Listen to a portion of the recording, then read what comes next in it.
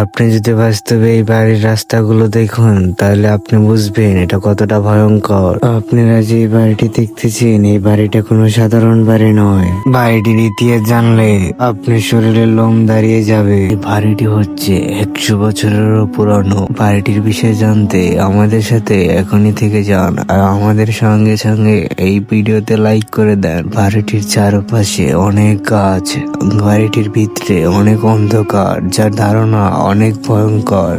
বাড়িটি অনেক বছর পুরনো হওয়ায় ভিতরে বাড়িটিতে রয়েছে অনেক ভয়ঙ্কর জিনিস, যেখানে এক রাতের ভিতরে তৈরি করে ফেলেন এই বাড়িটি, যেখানে কেউ জানতো না এই বাড়িটি কিভাবে উঠেছে। শুধু বাড়িটি এক রাতের ভিতরে করেন না তারা, এই বাড়িটির পাশাপাশি একটা দিঘিও উঠান, যে দিঘিটা বিশাল বড়। আর এখন আমরা সিঁড়ি বেয়ে উপরে যেতেছি আর এখানে দেখতে পাই কেলাপাথর। এখানে কেলাপাথর গুলো অনেক ভয়ানক। কেলাপাথর গুলো দেখতে সাধারণ হলেও ওরা কিন্তু সাধারণ কোনো জিনিস নয়। ওরা বারবার আমাদের শরীরের দিকে আসতে থাকে আর আমি তখনই বুঝে যাই এটা কোনো সাধারণ কেলাপাথর নয়। আর এখানে যে গর্তটি দেখতেছেন এটা কোনো সাধারণ গর্ত নয়। এই গর্ত দিয়ে কোনো কিছু পড়লে সেটা ওই কুয়ায় যায় ভেসে উঠে। আর সাধারণত কুয়াটি এখান থেকে 1 কিলোমিটার দূরে। এখানকার সিঁড়িগুলো ছিল অনেক পিছল, যা ধারণার বাইরে ছিল। আর আমরা উঠতে উঠতে 2 তলায় চলে আসি আর 2 তলার রুমগুলো ছিল আরো ভয়ানক, যেখানকার ইটগুলোতে ছিল ভয়ানক ভয়ানক চিহ্ন। বাড়িটি অনেক বছর পুরনো হওয়ায় গাছপালা একদম ঢেকে যায় আর এখানের উপরে যাওয়ার সিঁড়িটা আরো ভয়ানক ছিল। আর একটা কথা শুনলে অবাক হবেন যে এখানের বিল্ডিং গুলোতে কোনো সিমেন্ট ছাড়াই এই বিল্ডিং গুলো তৈরি করা হয়। এই ভিডিওটা দেখে আপনি বুঝতে পারছেন কিনা জানি না এটা কতটা ভয়ানক।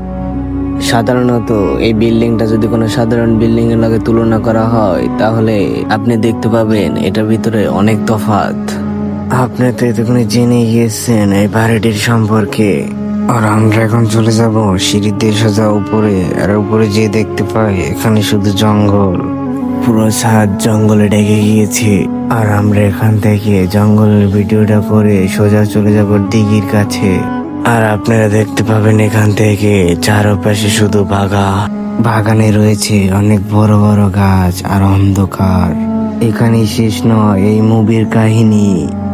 আর আমরা এখান থেকে চলে যাব দিঘির কাছে। আর দিঘির কাছে যাওয়ার সময় বাজে একটা বাজারের চারপাশে ছিল অন্ধকার। আর এই সেই দিঘি, দেখেন এটা কত বড়। আর এখানে রয়েছে পুরনো ঘাটলা। এখানকার কাটলাটা এখন আর নেই, এখানে রয়েছে ইটগুলো। ভিডিওতে দেখানো বাড়ির ভিতরে যে গর্তটা ছিল ওখান থেকে যদি কিছু পড়ে তাই দিঘিতে ভেসে ওঠে। আর এখানে আমাদের গল্পটি শেষ। পরবর্তী মুভিটি দেখতে আমাদের চ্যানেল সাবস্ক্রাইব করে রাখুন।